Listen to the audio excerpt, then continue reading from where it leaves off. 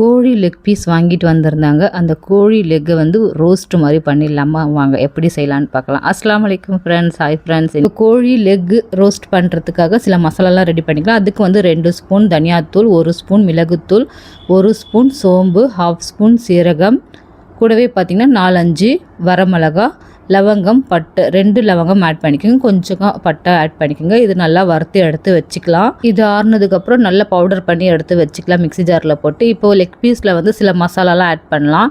இப்போ வந்து 1.5 ஸ்பூன் வந்து சில்லி பவுடர் வீட்டில் அரைச்சதை ஆட் பண்ணுறேன். கூடவே வந்து காஷ்மீரி மிளகாய் தூள் 1 ஸ்பூன் ஆட் பண்ணுறேன் கலருக்காக.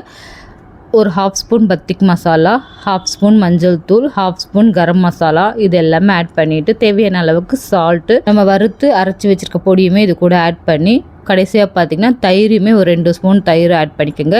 இஞ்சி பூண்டு பேஸ்ட் வந்து இதில் வந்து நான் வீடியோ எடுக்கல, அதனால் 2 ஸ்பூன் இஞ்சி பூண்டு பேஸ்ட்டுமே ஆட் பண்ணி, கஸ்தூரி மேத்தி தூவிட்டு கடைசியாக வந்து எண்ணெய் வந்து ஒரு 2 ஸ்பூன் ஆயில் ஆட் பண்ணிட்டு இதை நல்லா வந்து ஒரு 1/2 ஹவருக்கு ஊறட்டும்னு சொல்லிட்டு நல்லா கலந்து விட்டுக்குங்க.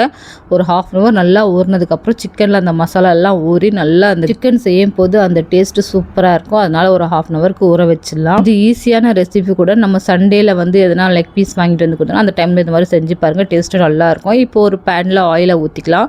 ஆயில் ஊற்றிட்டு இஞ்சியும் பூண்டையும் வந்து கொஞ்சோண்டு தட்டி வச்சுருக்கேன், அதையுமே ஆட் பண்ணி நல்லா அதை கொஞ்சம் வதக்கி விட்டுக்கிட்டு 3 வெங்காயத்தை நல்லா இந்த மாதிரி நீல வாக்கில் கட் பண்ணி வச்சுருக்கேன். 2 பச்சை மிளகா இதையுமே இது கூட ஆட் பண்ணி நல்லா வதக்கி விட்டுக்குங்க.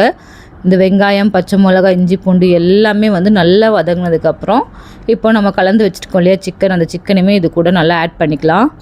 எல்லா சிக்கனுமே ஆட் பண்ணதுக்கப்புறம் கடைசியாக வந்து இந்த மசாலாவை கொஞ்சமாக தண்ணியை ஊற்றி இது கூட ஆட் பண்ணிவிட்டு கொஞ்சம் நேரம் ஒரு 5 மினிட்ஸ்க்கு மூடியை போட்டு மூடி வச்சிடலாம். அப்புறம் பார்த்தீங்கன்னா ஒரு லெக் பீஸாக எடுத்து இந்த மாதிரி திருப்பி விடுங்க. திருப்பி விட்டு ஒரு 10 நிமிஷம் கிட்ட நல்லா வெந்தது. சிக்கன் நல்லா குக் ஆனதுக்கப்புறம் நம்ம வந்து கருவேப்பிலையும் கொத்தமல்லி தழைகளையும் நல்லா தூவி விட்டுக்கலாம். இப்போ வந்து வாசனை நல்லா கம்மன்னு டேஸ்ட்டாக சிக்கன் வந்து சூப்பராக ரெடி ஆகிடுச்சு. சூப்பரான கோழி லெக் ரோஸ்ட்டு ரெடி ஆகிடுச்சு. இது மாதிரி நிறைய டிஷ்ஷஸ் நீங்கள் பார்க்கணுன்னா என்னுடைய சேனலை சப்ஸ்கிரைப் பண்ணுங்கள். இதே போல் நெக்ஸ்ட் வீடியோவில் பார்க்கலாம். பாய்.